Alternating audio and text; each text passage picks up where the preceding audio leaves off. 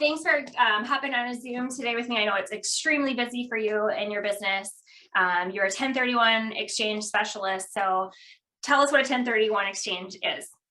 Well, a 1031 exchange is a code section in the Internal Revenue Code that allows people to defer their gains on their appreciated real estate that's been held for investment or business purposes when they do an exchange into like-kind real property that's also going to be held for investment or business purposes. So what that means is you're not recognizing the gain. You're realizing the gain, you're just not recognizing it, which means that it's not currently taxable. And that means you have a cha-ching without the corresponding wah, wah, wah, wah. So you're not having to pay the taxes. And wouldn't it be great if you could go through life cha-ching, cha-ching, cha-ching, cha-ching without the drag of taxation and be able to compound and build your wealth in real estate over time? Well, the answer is you can by using this code section.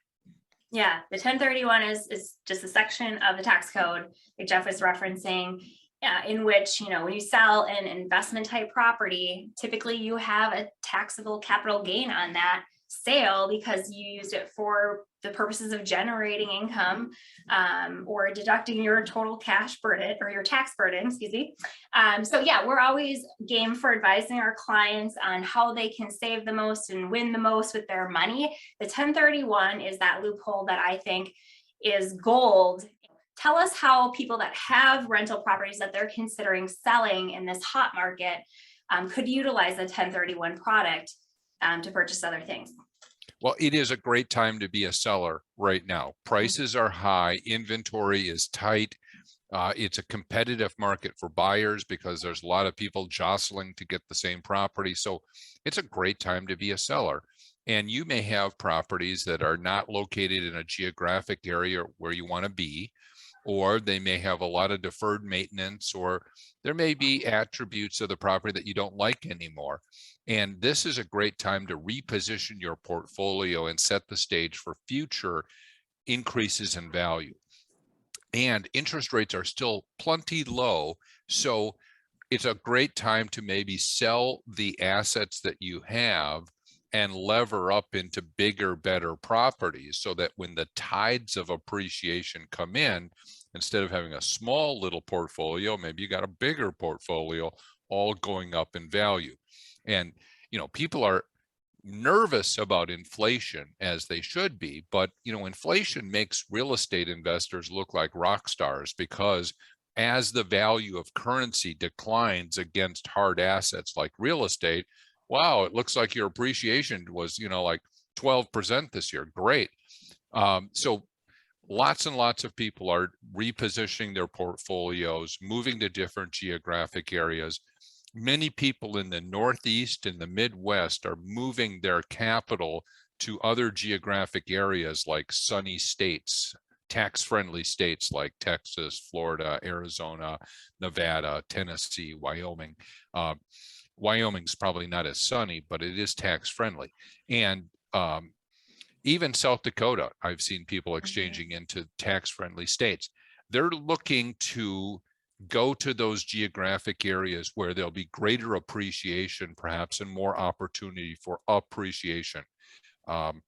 Everyone has sort of a different strategy at different times in the market.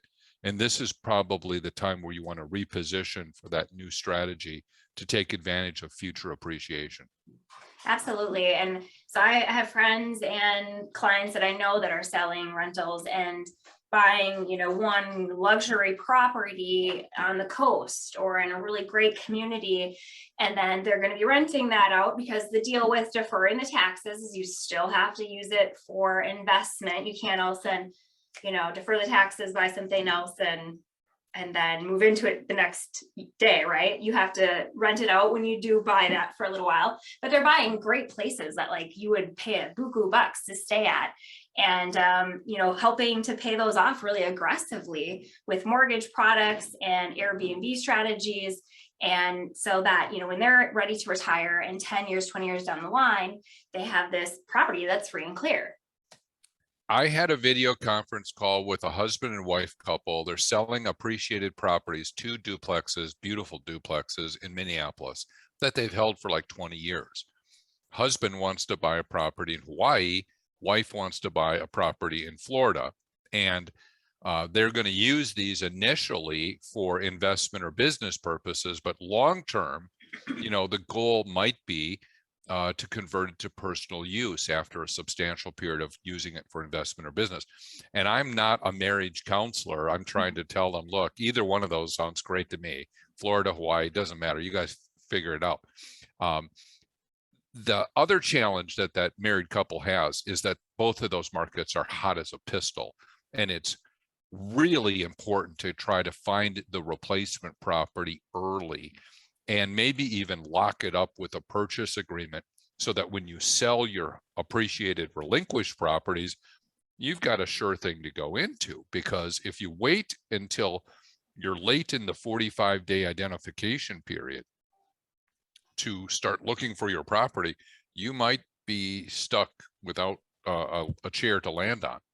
By the way, I should just back up and say, when you sell your relinquished property, you have 2 important deadlines: the 45-day identification period, in which you must make a written designation clearly and unambiguously describing your replacement properties. And most people use the 3 property rule, the easiest rule to identify as any 3 properties without regard to their value.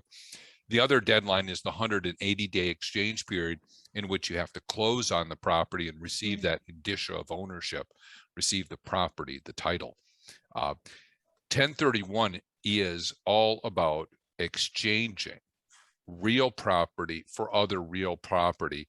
There are these deadlines that constrain and limit the process, and you need to know those rules, particularly in this hot market that we're in right now. If a client was looking to sell the rental properties and leverage it into a vacation state or a tax-free type situation state for later down the line in retirement, what are the guidelines about them moving into that property later down the line as a personal residence? Well, I think their initial intent, their mental state, when they acquire the property, should be to hold it for investment or business, lease it out, or put it into a rental program, hold it for business purposes. Their long-term intentions may be indeterminate. Like, I don't know if I'm going to continue to rent this thing, or maybe I'll move into it someday. I don't know. But initially, when they acquire it, you want to walk like a duck and talk like a duck so that the IRS perceives you to be a duck. And in this case, that's investment or business. I have had clients get audited after they've moved into properties. In one instance, the client had rented the property for 18 months consistently, had 18 rent checks, had a signed written lease at market rate. Everything was above board. And they did audit her. She won the audit, but she still got looked at. So I think it's part of the IRS's skeptical nature and, their formula for who they audit to ascertain if people have moved into properties that they 1031'd into and take a look at them. They're looking for the personal use abuse, where maybe the property really wasn't held for investment or business, because the code clearly says 1031 is only available for properties that are held for investment or for use in one's trade or business. And personal use is antithetical, opposite to the held for purpose.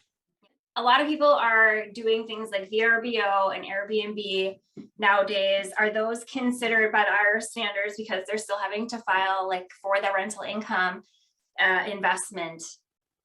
They are. Purchase they then? are. And in fact, the IRS came out with a safe harbor where they said, look, for these Airbnb properties, we want to test each of the 2 12-month periods after you acquire the property, the Airbnb property, to analyze those periods.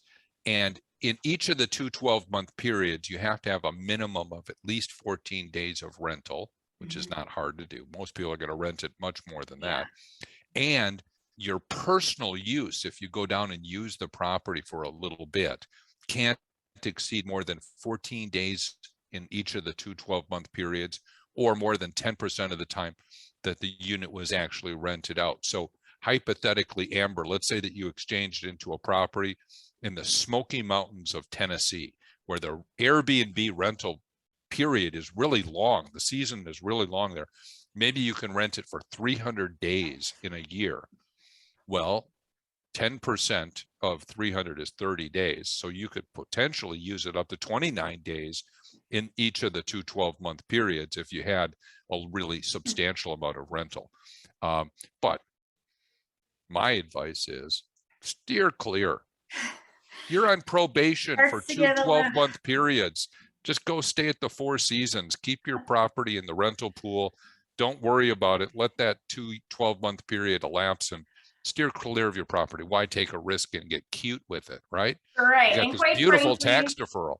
Quite frankly, I mean, if you are doing the Airbnb strategy, I've in Florida, in my neighborhood, some people with $500,000 purchase kind of price places are generating almost $20,000 of income a month. So think about that. Like, it's crazy. You could stay at the Four Seasons then. You sure could. Yeah. Or you can pay off that loan really fast too. So then there you go. Being higher really don't matter. So I would probably just pay off the loan really fast, and I would just stay in a van. Yeah. Well, I agree. Yeah. What else do we need to know about 1031 this year and how it could help potential clients in the Twin Cities? Well, we were really afraid in the year 2021 because there had been some proposals in Congress to cap the tax deferral at $500,000, and that was really viewed as a bad thing. The farmers, the agricultural lobbyists, even the nature conservancy type of lobbyists were all opposed to it because 1031 is a really valuable tool in the real estate community and helps move capital and free up inventory that otherwise wouldn't get sold. Mm-hmm. So that proposal seems to have fallen by the wayside. It doesn't seem to be getting any traction any longer, but we all do need to remain vigilant and protective of this wonderful code section that really is a job creator and a way to increase private infrastructure, like housing, warehouses, shopping centers, apartment buildings, low-income housing, all of that benefits from 1031. What I see in this marketplace right now is a huge amount of interest in what I'm calling the housing hack. Young entrepreneurial millennials are figuring out that, hey, I need to start preparing for my future and building a wealth empire in real estate. And many young people are looking for the duplex, the triplex, even fourplex that they can own or occupy a portion of and rent out the rest of it. They're getting into the business of real estate like so many generations in the past. So I see that as a really hot trend right now. I also see a lot of people looking for the Airbnb, VBRO kind of investments. People are looking in the Whitefish chain of Minnesota and along the North Shore, along Grand Marais and along there. People are looking for those opportunities to have business or investment properties. So many people are interested in real estate investing because they see it as a sane place to invest their money. They don't understand the whims of the stock market going up and down. They want something stable and steady that they can understand and they can control.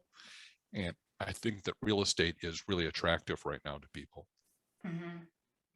Also, with these low interest rates, how long are they going to stay nice and low like this? I mean, I think the writing's been on the wall for years now.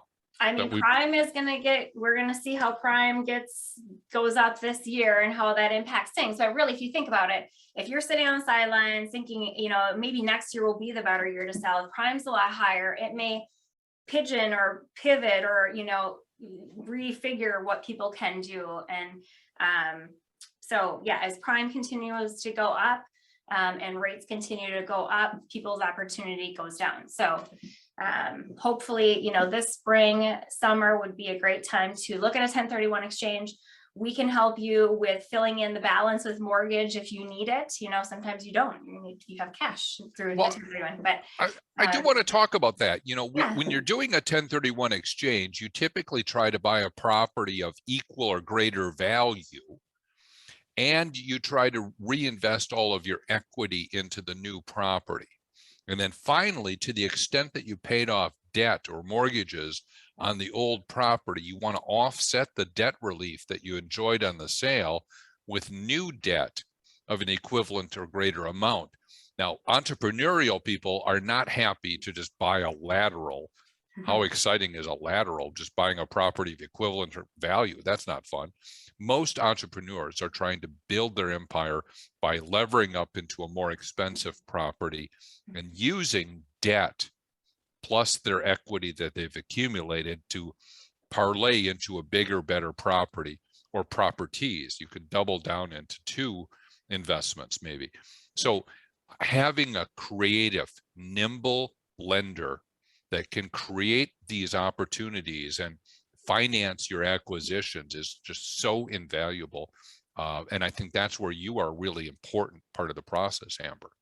Absolutely. And I've sent many clients to Jeff. He's very knowledgeable in the 1031 exchange world, and it's all he does. And they do like 100 of these every month or plus, right? You wouldn't believe how many thousands we're doing a year now, Amber. Yeah. It's crazy.